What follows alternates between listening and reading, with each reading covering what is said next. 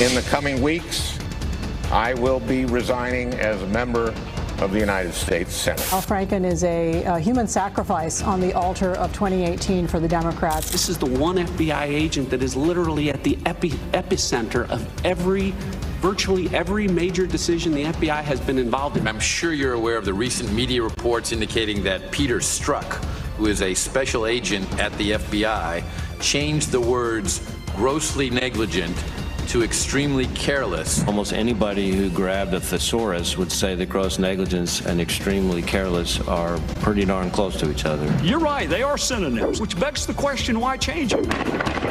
Hundreds of Palestinians clashing with Israeli troops across the West Bank. 3 days of rage now underway. The countdown to a shutdown is over for now. I hope to represent the people of the United States, not the president.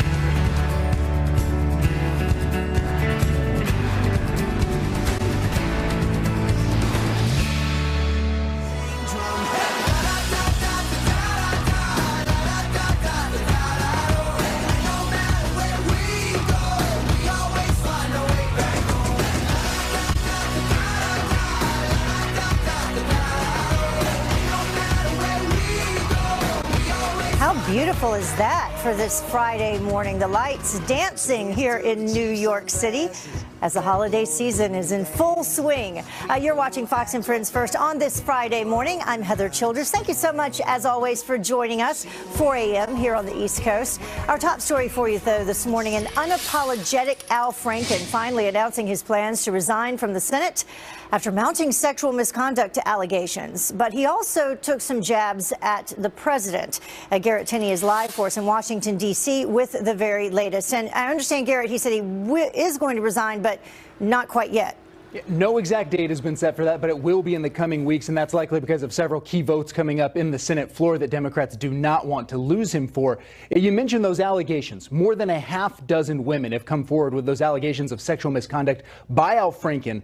But yesterday on the Senate floor, Franken said he has been an advocate and champion of women during his time in Congress and suggested he is only stepping down now because he wouldn't be able to effectively represent Minnesota while going through a Senate ethics investigation.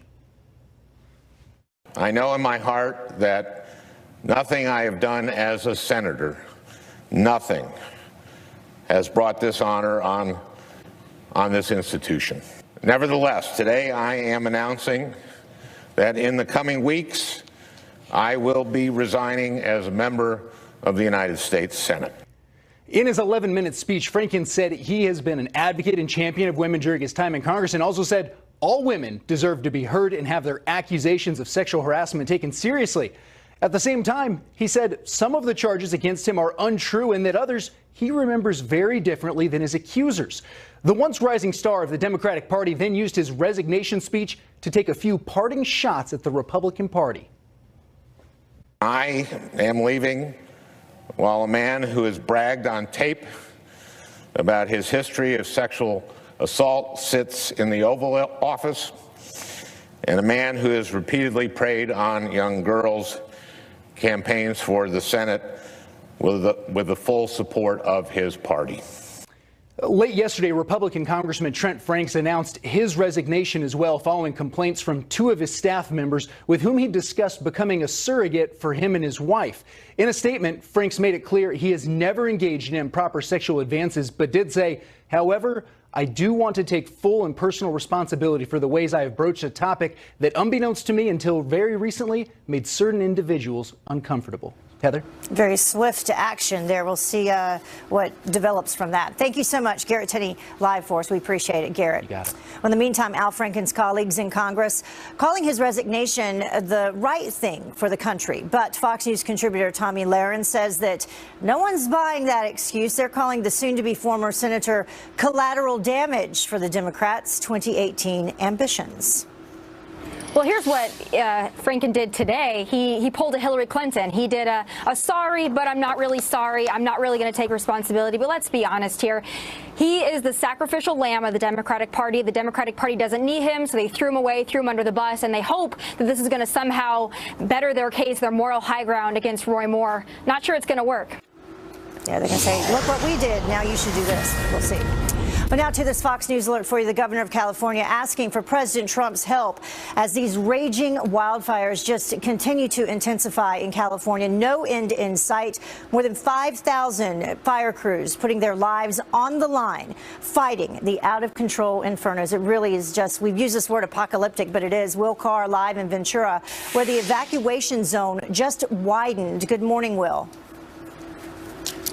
Hey there, Heather. 6 fires continue to threaten 23,000 homes. The flames once again bearing down on this community, and we've been up on the front lines. Take a look at what we've been seeing. Flames have raced down this hillside in just the past couple of minutes. They're being fanned by the fierce winds we've had throughout the course of the day, and you can see that they are eating everything in their path. Now, the reason this is such a concern is because on this side of the Pacific Coast Highway, you have a number of beach homes. You can see just how close all of these flames are. There are firefighters on the other side spraying these down, trying to do everything that they can to protect this community.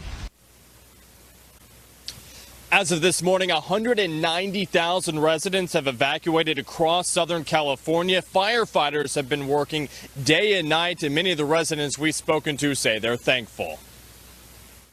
We're very, very grateful for the fire department and all the fire departments from up and down the state and out of state. They're all here helping us. We never dreamt it would be back here again. We thought we were safe last night. And check out this dramatic video of ranchers racing to save horses, dozens of horses, in such a dangerous area with the fire coming down, some of their stables burning, and that shows just how quickly things can get out of control. Heather, with these Santa Ana winds, embers can push down the road and start those spot fires that firefighters just can't get on top of quickly enough before you see so much of that damage and devastation that we've seen over the past 3 days, Heather. Yeah, the direction of the fire can change dramatically so quickly, and that's even without those Santa Ana winds. Thank you so much, Will. We appreciate it. Be careful out there. Another story that we're following for you at this hour. 2 students shot and killed by a classmate at a New Mexico high school.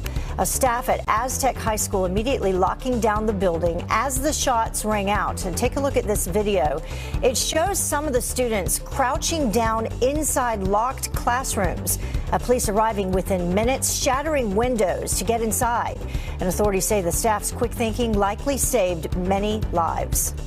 I cannot imagine a greater pain than to lose your child. I just can't believe that this is happening, that this has happened in our town. You're afraid for your safety, for your kids' safety. You feel like anymore you're not safe anywhere. Well, the suspect dying from a gunshot wound, but it is unclear if he shot himself or if police actually did the shooting. The motive is also unknown. The former police officer who killed an unarmed man will spend 20 years behind bars. A South Carolina judge sentencing Michael Slager for shooting Walter Scott in the back as he was running away from a traffic stop in 2015.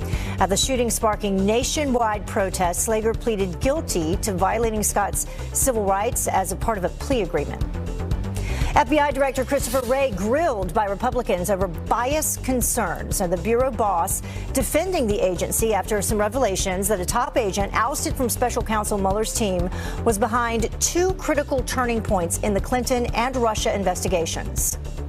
I'm sure you're aware of the recent media reports indicating that Peter Strzok, who is a special agent at the FBI, changed the words grossly negligent to extremely careless in former Director Comey's statement. Almost anybody who grabbed a thesaurus would say that gross negligence and extremely careless are pretty darn close to each other. Well, Congressman Jim Jordan pressing the FBI director on Strzok's possible involvement with the anti-Trump dossier. My hunch is it has something to do with the dossier. Director, did Peter Strzok help produce and present the application to the FISA court to secure a warrant to spy on Americans associated with the Trump campaign? Congressman, I'm not prepared to discuss anything about a FISA process.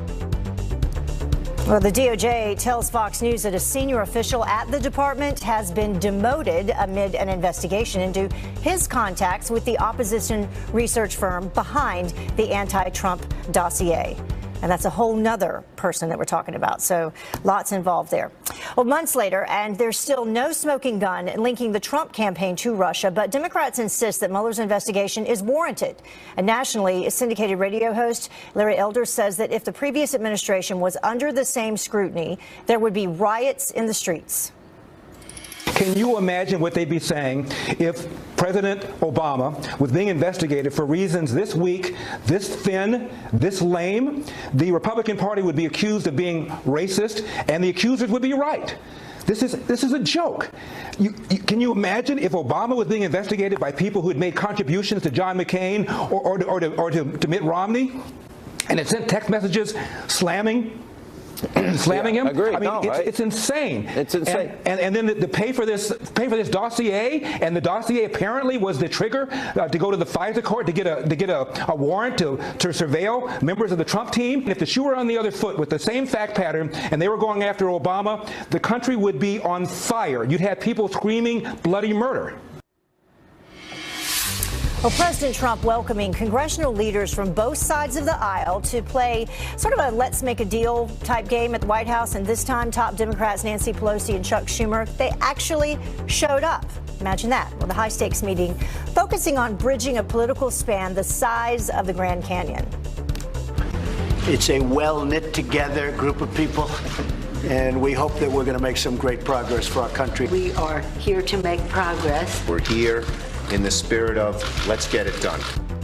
Well, the meeting coming hours before the House and Senate passed a stopgap measure, temporarily funding the government, avoiding a shutdown. Seems like that happens every year. Well, President Trump hosting his first Hanukkah celebration in the White House, with hundreds gathering in the East Room. Hanukkah is a time for Jewish families around the world to celebrate the miracles of the past and promises of the future. We are proud to stand with the people of Israel and to renew our enduring bond.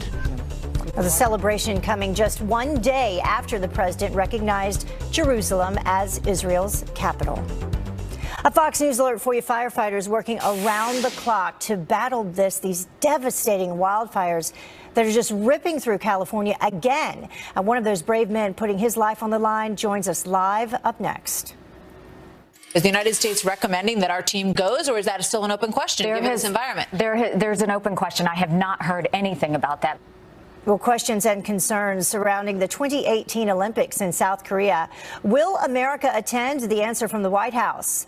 Well, several major fires burning out of control in California as fast flames fueled by fierce winds rip through towns, destroying homes, destroying lives. So the massive scope of the state of emergency can be seen from the sky, and Michael Dubron has had a bird's eye view of all of that devastation. He's a firefighter and a paramedic crew chief with the Los Angeles County Fire Department. He joins us now live. Thank you so much for taking the time to join us. I know you're extremely busy.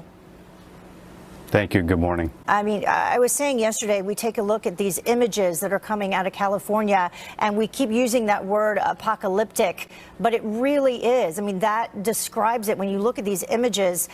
From your perspective, I mean, what are your thoughts when you look down, you're up in the helicopter, and you see scenes like this?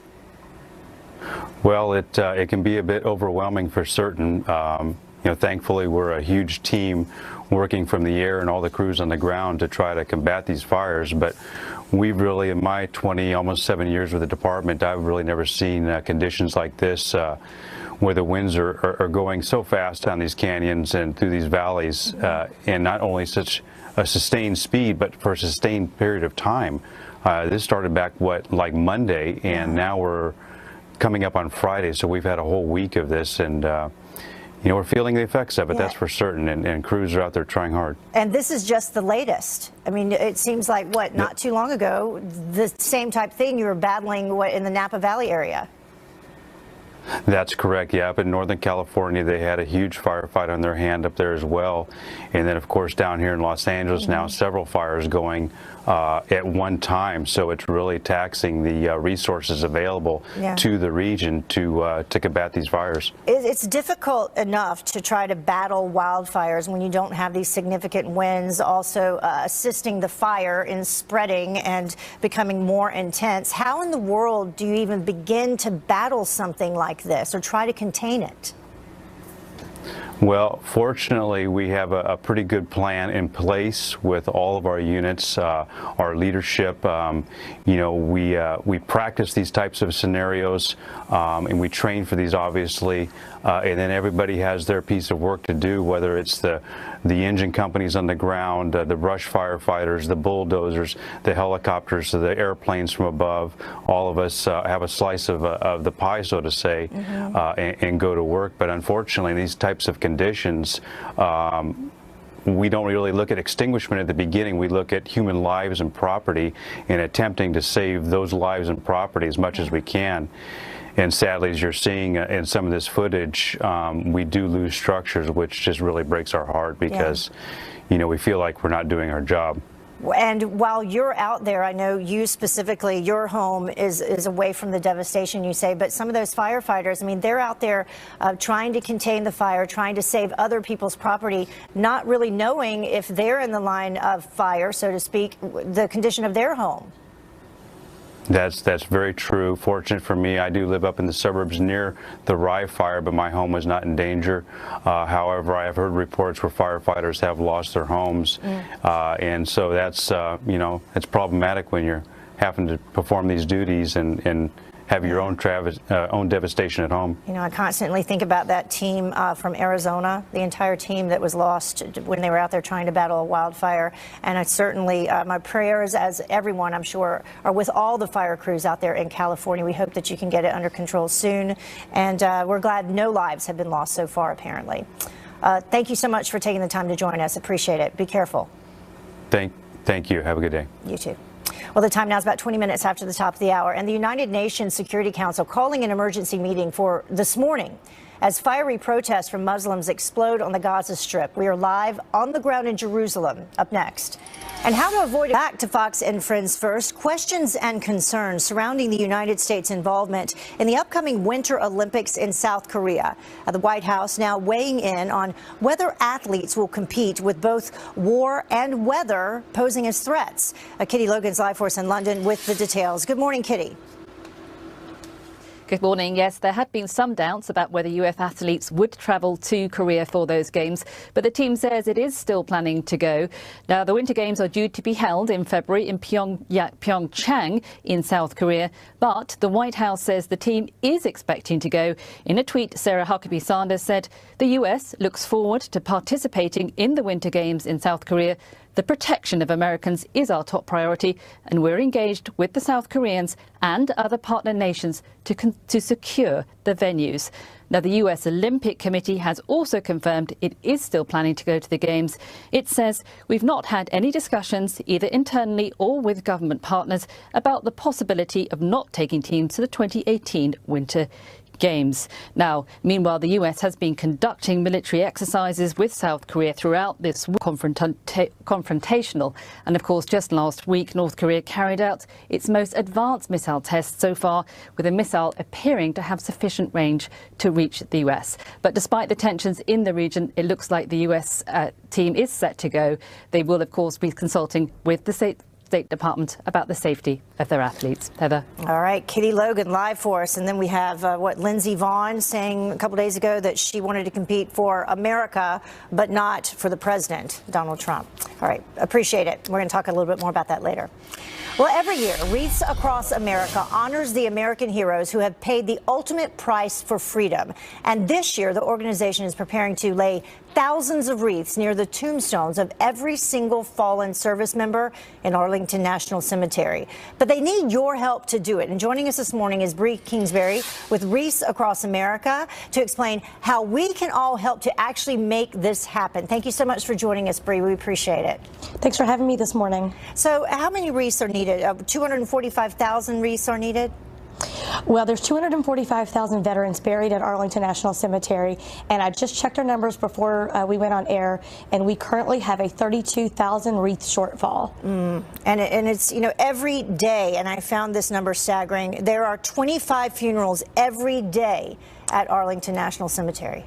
Yes. So the need is greater, every year because it's an active cemetery, and like you said, 25 funerals every single day at those hallowed grounds at Arlington Cemetery. Yeah. So you can speak to what this means for military members, military families, not only those who are there at Arlington National Cemetery, but all across the country. Your husband is a Navy SEAL, right? Yes. So this is a very personal mission for us. We have close to 30 friends buried at Section 60 alone, just at Arlington National Cemetery. So this is a very personal mission for, my family and my friends. When we walk those hallowed grounds of Arlington National Cemetery, when we look down at the names on the graves, they're not faceless names or strangers or, just people that we've read about in a book or a movie. These are people that, have been close to us, that are in, have been friends with us for many, many years. And, we've celebrated birthdays and the births of their children. And so when they pay the ultimate sacrifice, we really feel like, it is time for us as Americans to stand up to make sure they're not forgotten and to continue on with their legacy. Yeah. I would encourage anyone, if you go to Washington, definitely go to Arlington National Cemetery. You will be moved. So how can people help out? December 16th is when you will honor the vets as part of this annual National Wreaths Across America Day. So you have until December 16th. Each wreath costs, what, $15? Yeah, each wreath is $15, and our deadline is actually December 14th. Okay. December 16th is the National Wreaths Across America Day, where we will place the wreaths at Arlington Cemetery and over 1,300 other locations. Okay. And when folks go out to volunteer, we encourage everyone to say the names of the fallen as they place that wreath. Because in some cases, at Arlington, for example, there's veterans buried from all 50 states, but because a lot of families don't live in the D.C. metro area, our volunteers might be the only people that visit that grave for the entire year. So it is so important that we say their name and we honor and remember their sacrifice. That breaks my heart. That almost makes me cry. Bree, thank you so much for the job that you're doing. I understand it is. Come out and join us. You'd be so moved. Yeah, I absolutely. Well, to donate, go to wreathsacrossamerica.org. Thank you so much. Thank you. And we'll be right back. Stay with us. Thanks.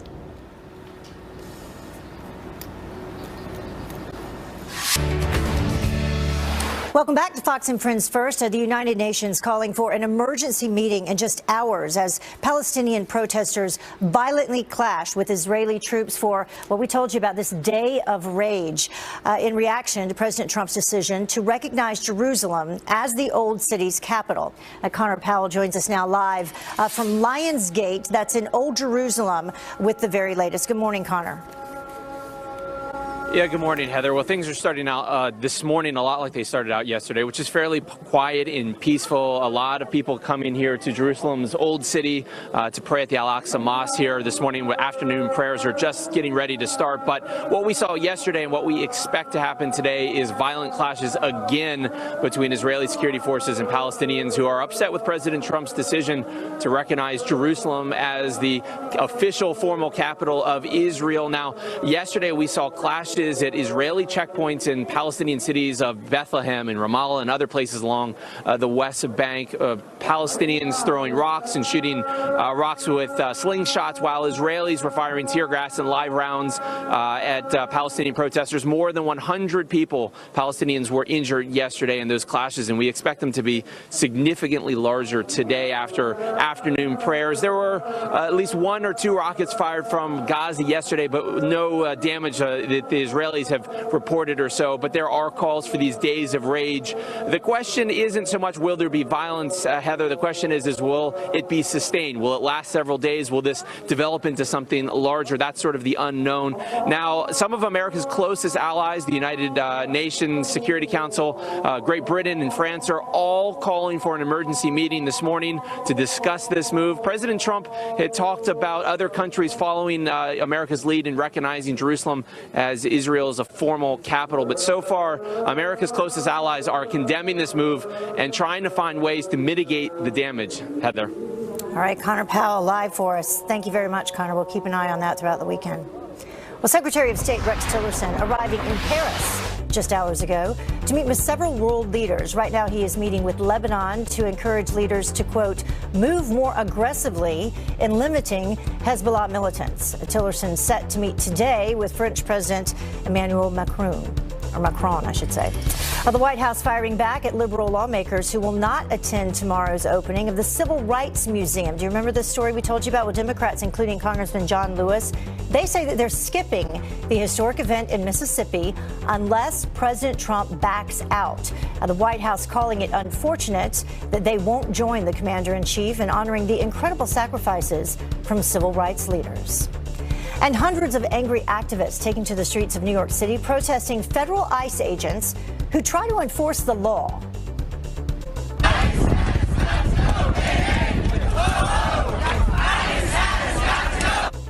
Demonstrators calling on officials to ban ICE agents from being in all state courthouses.